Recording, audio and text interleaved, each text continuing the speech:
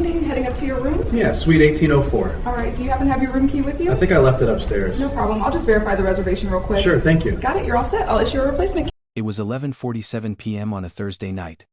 The lobby of the Grandview Hotel was quiet. Soft jazz played through the speakers. Only a few people were around. A well-dressed black couple walked through the front doors. Marcus and Denise Carter were coming back from dinner. They had been staying at this hotel for 3 days. Their room was the penthouse suite. It cost $4,200 a night. Gerald Whitmore was the night manager. He stepped in front of them. "Excuse me. Can I help you with something?" Gerald asked. "We're heading up to our room. Suite 1804, Marcus said. Gerald gave them a strange look. "The penthouse floor?" "Yes. Is there a problem?" Denise asked. "Huh. Okay. Sure. Do you have your room key?" Marcus checked his pockets. "I think I left it upstairs. Can you just look us up?" Gerald shook his head. "Sir, I'm going to need you and your guest to wait in the lobby. We need to verify this." "Verify? We've been staying here for 3 days," Denise said. Gerald's voice turned cold. "Ma'am, I don't know you. I don't know him. And I will be calling security if this becomes difficult." Gerald had no idea what he just walked into. "Before I continue, let me ask you something. Have you ever been treated unfairly by someone in a position of power? Drop your answer in the comments below." But Gerald had no idea who he was talking down to. Marcus Carter was 49 years old. He grew up in Detroit. His dad was a postal worker. His mom was a nurse. Marcus was the first person in his family to go to college. He got a full scholarship to MIT. At age 27, Marcus started a company in a garage. It was called Logicor Technologies. He built it into a huge business. In 2019, he sold it for $1.7 billion. Forbes magazine put him on their list of the 400 richest people in America. Denise Carter was 47. She grew up in Baltimore. She went to Harvard Law School. She finished in the top 5% of her class. For 15 years, she worked as a civil rights lawyer for the government. She took 23 cases to court. She won 21 of them. Together, they started the Carter Family Foundation. It was worth $2.3 billion. They helped build over 400 schools, hospitals, and community centers across America. Now here's what you need to know. The Carters were at this hotel for a reason. They were about to give $50 million to the city for affordable housing. The signing ceremony was the next morning. The hotel itself was hosting the event. And this night manager just threw them out. Gerald Whitmore had worked at the Grandview Hotel for 11 months. In that short time, he had already built a bad reputation. He was 34 years old. He started as an assistant manager. After 6 months, they made him night manager. Before this job, he worked at 3 different hotels in 4 years. He never stayed long at any of them. Gerald had 4 complaints in his file. Every single one involved guests of color. The first time, he accused a black business traveler of using a stolen credit card. The card was real. The second time, he called the police on a Latino family. He said they were loitering. They were just waiting for their Uber. The third time, he demanded ID from a black woman twice. She was a Diamond Rewards member staying in a suite. The fourth time, he told an Indian couple they might be more comfortable at a different hotel. Each time, the hotel gave him a verbal warning. That's it. No written warnings, no real punishment. Gerald even skipped his required training classes. Management looked the other way. The housekeeping staff had a nickname for him. They called him the gatekeeper. One bellhop later said, "We all knew he had a problem. Management just ignored it." Gerald had gotten away with it 4 times. But this time would be different. Type karma in the comments if you think Gerald had this coming. It was Thursday, October 17th. The time was 11:43 p.m. The Grandview Hotel was a fancy place in the middle of downtown. It had 287 rooms, a rooftop restaurant, and a marble lobby with crystal lights. The average room cost $650 a night. The penthouse suites cost over $4,000. That night the lobby was almost empty. 2 guests were checking in at the front desk. A bellhop named James was restocking luggage carts. A security guard named Ray watched the door. Maria Santos was working the front desk. Gerald stood behind the concierge desk. At 11:43 p.m. Marcus and Denise walked through the main doors. They had just finished a nice dinner nearby. Marcus wore a blazer. Denise wore a cocktail dress. They looked elegant. Maria Santos recognized them right away. She smiled and waved at them. She had seen them every day for 3 days. But Gerald moved fast. He stepped into their path before they could reach the elevator. He asked if he could help them. Marcus told him their room number. Suite 1804. Gerald's face changed. His eyes narrowed. He looked at them like they did not belong there. Maria tried to speak up. She tried to tell Gerald these were VIP guests. But Gerald raised his hand to stop her. That's when everything changed. If stories like this matter to you, hit that subscribe button now. Marcus stayed calm. Can you just look us up in the system? Carter. Carter. Suite 1804. Sir, I'm not going to do that until security clears you, Gerald said. Clears us? For what? Denise asked. Gerald pointed to some chairs near the door. Wait in the seating area. We've been staying here for 3 days. Your staff knows us, Marcus said. I don't know you. And I'm responsible for this property after hours. Maria Santos tried to help. Mr. Whitmore, they're in the system. They're guests. Gerald cut her off. Maria, I've got this. Denise took a breath. Sir, I'd like to speak with someone else. A supervisor. I am the supervisor. I'm the night manager. Marcus asked for the corporate phone number. Gerald shrugged. You can call them in the morning. Right now, you need to wait. We're paying $4,000 a night for that suite. We're not waiting by the door like criminals, Denise said. Gerald let out a small laugh. Ma'am, people claim a lot of things. This was a small moment. But it showed everything about Gerald's attitude. He did not see paying customers. He saw people he did not trust. Marcus spoke firmly. What exactly are you accusing us of? I'm not accusing you of anything. I'm following protocol. What protocol requires you to hold paying guests? Denise asked. Gerald was getting angry now. Look, I've dealt with this before. People walk in, claim they're guests and get into places they shouldn't be. I'm not letting that happen. You've dealt with what exactly? Marcus asked. Gerald picked up his radio. Ray, I need you at the front. We have a situation. He turned back to the Carters. You can either wait quietly, or I can have you escorted out. Escorted out of a hotel we're paying for? Denise asked. If you can't prove you belong here, you're trespassing. Other people in the lobby started to notice. Dr. Patricia Holloway, another guest, spoke up. Excuse me, I've seen this couple here every day. They're guests. Gerald barely looked at her. Ma'am, this doesn't concern you. The security guard, Ray Thompson, arrived. He looked confused. He recognized the Carters from previous nights. Gerald told him to watch the couple. Ray hesitated. Something felt wrong to him. But Gerald pushed him. Just do your job. Let me know in the comments. What would you have done if you were Ray? Then Gerald crossed the line. He told Ray to escort the Carters outside. Ray did not want to do it. Gerald, I really think we should check the system first. I said escort them out. Now. Ray walked Marcus and Denise toward the exit. At 11:58 p.m., they were pushed out the front doors. They stood on the sidewalk in the cold October air. Inside, Maria Santos ran to Gerald. Her voice was shaking. They're the Carters. The foundation. Tomorrow's event. They're the guests of honor. Gerald waved her off. Anyone can say that. They didn't have a key. I just pulled up their file. They're in the penthouse. They're VIPs. Gerald finally looked at the computer screen. The color drained from his face. There it was. A VIP flag. It said, Foundation donors. Tomorrow's event honorees. Do not disturb. But it was too late. Outside on the sidewalk, Denise pulled out her phone. She made 3 calls in 5 minutes. First, she called the hotel's emergency line for corporate. Second, she called their personal lawyer. Third, she called her contact in the mayor's office. Denise stayed calm. We're going to need records of everything. This is not going to be swept under the rug. Back inside, witnesses saw what happened. They would all tell their stories later. Maria Santos said, I told him before he even talked to them. He didn't want to hear it. Ray Thompson, the security guard, said, I knew something was wrong. I recognized them. I should have refused to follow Gerald's orders. Dr. Patricia Holloway said, I watched that man treat them like criminals. I've stayed at this hotel for 15 years, I've never seen anything like it. James Chen, the bellhop, said, the Carters were kind to everyone. They tipped well. They remembered our names. And Gerald threw them out like they were nobodies. Here is what made this case so strong. There was so much proof. The lobby had security cameras. 3 different angles caught the whole thing. That was 47 minutes of footage. Maria's computer showed she tried to look up their reservation at 11:54 p.m. Gerald's radio calls were recorded by the security system. And Dr. Holloway had her phone out.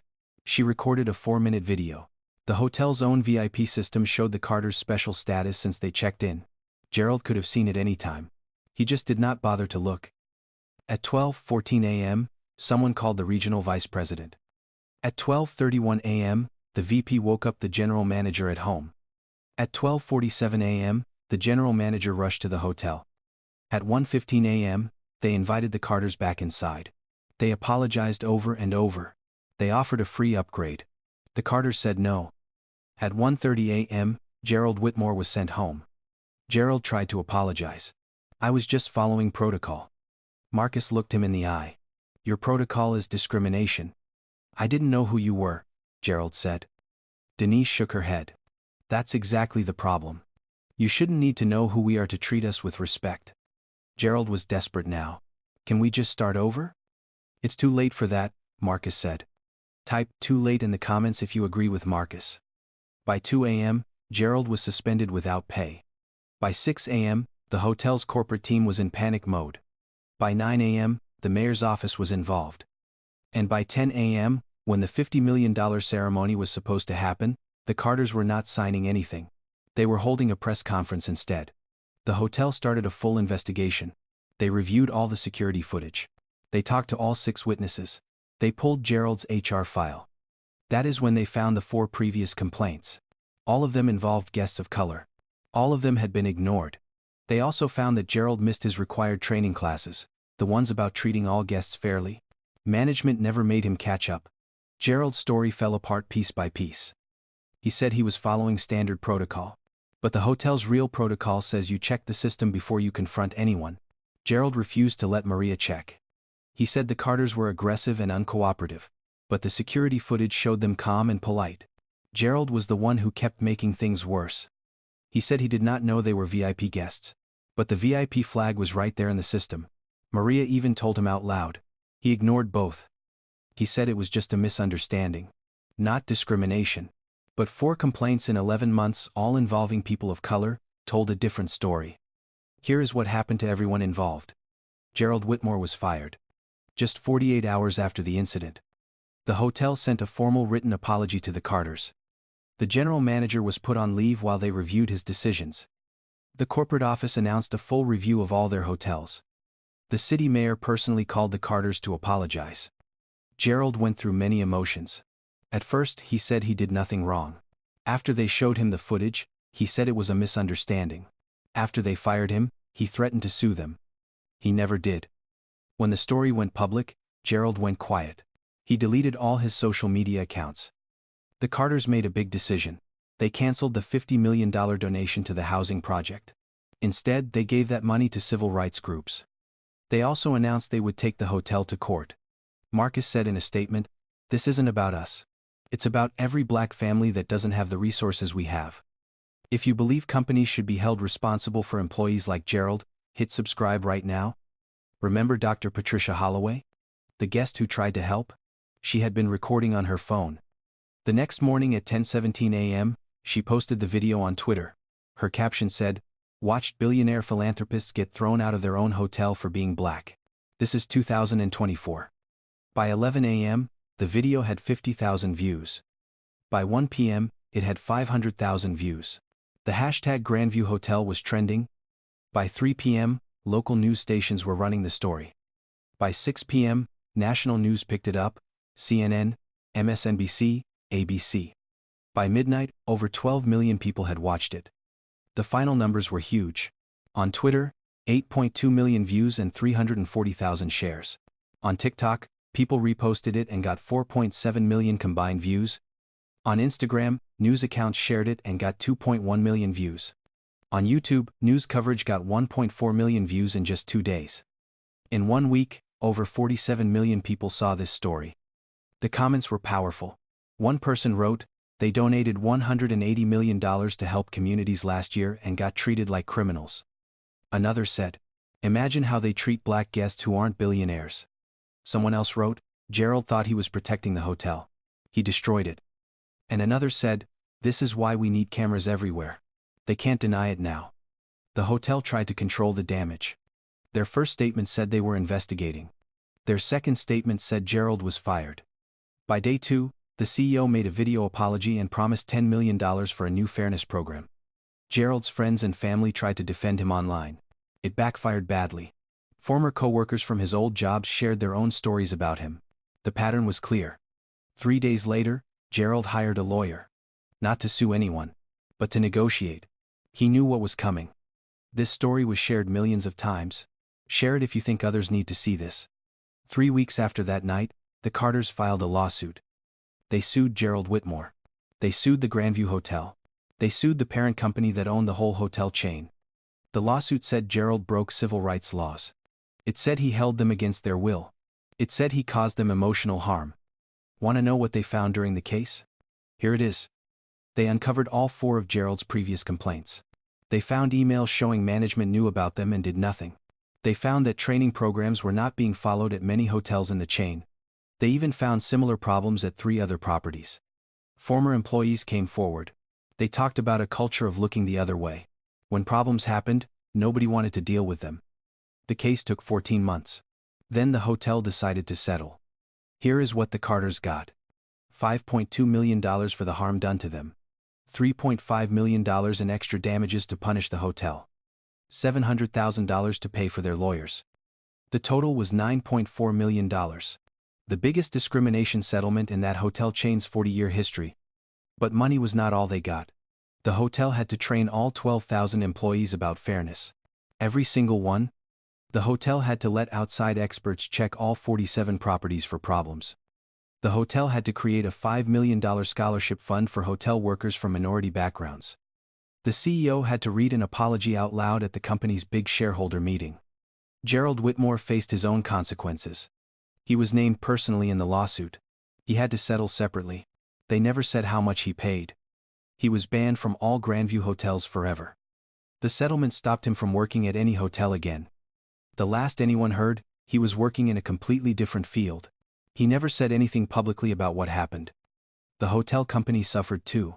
The general manager was fired. The regional VP was demoted.